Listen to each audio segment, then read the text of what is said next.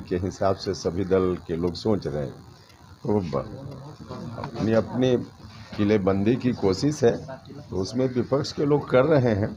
लेकिन विपक्ष की स्थिति अब दिखावे के लिए भले लोग कोशिश में है कि एकता की बात दिखे, लेकिन सच में आपस में जिस तरह से मीटिंग करते हैं और मीटिंग के बाद बाहर जाकर बोलते हैं एक दूसरे के खिलाफ, तो इससे तो सीधा सीधा है कि सब लोगों के मन में, जो भी विपक्ष के लोग हैं, सिर्फ सत्ता की कुर्सी दिख रही है। मोदी हटाओ, इसके अलावा कोई उनका एजेंडा तो है नहीं। कोई वैकल्पिक एजेंडा की बात नहीं करेंगे तो जनता कैसे भरोसा करेगी? तो कुछ भी करें उसका कोई अर्थ नहीं निकल रहा है। एनडीए की बैठक होनी है, उस बैठक में आप शामिल होंगे, बैठक में जाएंगे आप? अब सब चीज़ की जानकारी हमेशा दिया जाए मीडिया के माध्यम से, इसकी कोई आवश्यकता थोड़े होती है। इसकी कोई आवश्यकता तो और सब तो दल दे रहे हैं और लोग क्या कर रहे हैं तो उनका मामला है। हम तो सिर्फ अपने बारे में बात करेंगे ना, तो सब बात मीडिया से शेयर की जाए, कोई जरूरत तो है नहीं। अमित शाह से मुलाकात हुई थी, उसके बाद शामिल हो रहे हैं में ही जाएंगे, तो तय है नहीं ना। अब शामिल हो रहे हैं कि नहीं हो रहे, यही तो हमने कहा कि अब आपके हर सवाल का जवाब या फिर हम क्या करने वाले हैं नहीं करने वाले हैं, इसका खुलासा हमेशा समय से पहले किया जाए, इसकी कोई आवश्यकता तो है नहीं। अच्छा सर, एक छोटा सवाल है। देश में दो विचारधारा है, एक है मोदी लाओ, एक है मोदी हटाओ। आप मोदी हटाओ के पक्ष में तो नहीं दिख रहे हैं। भैया हमने तो कहा है कि नरेंद्र मोदी जी का कोई विकल्प 2024 तक तो नहीं है, क्योंकि उनके मुकाबले जो लोग हैं, पहलवान के खिलाफ दूसरा पहलवान अगर थोड़ा भी उस मुकाबला में दिखे तो कोई उम्मीद कर सकता है कि लड़ाई हो सकती है। लेकिन बहुत इतना का अंतर है कि कहीं कोई लड़ाई की स्थिति बनने ही नहीं वाली है।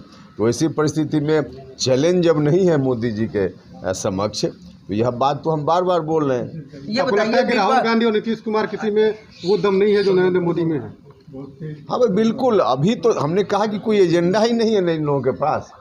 कोई व्यक्ति का सवाल तो सेकेंडरी है, पहले तो एजेंडा की बात है।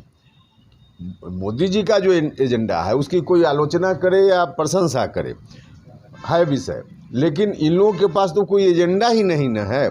जनता के सामने जब तक वैकल्पिक एजेंडा, ठोस एजेंडा लेकर कोई विपक्ष बात न करे, तो फिर कहाँ से उस पर जनता का ध्यान ही नहीं जाएगा और चुनाव में कोई इशू ही नहीं बनता। टक्कर में कोई दूर तक नहीं दिख रहा है। बिल्कुल, हमने कहा ना कि 2024 में कोई चुनौती नहीं है।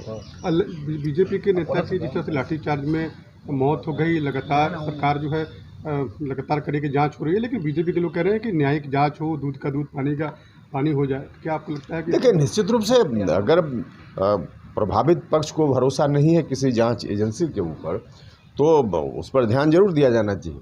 देखिए, न्याय सिर्फ हो ही नहीं, न्याय होता हुआ भी दिखे, यह भी आवश्यक होता है, क्योंकि लोगों का भरोसा होगा तभी तो न्याय की व्यवस्था ठीक से चल पाएगी।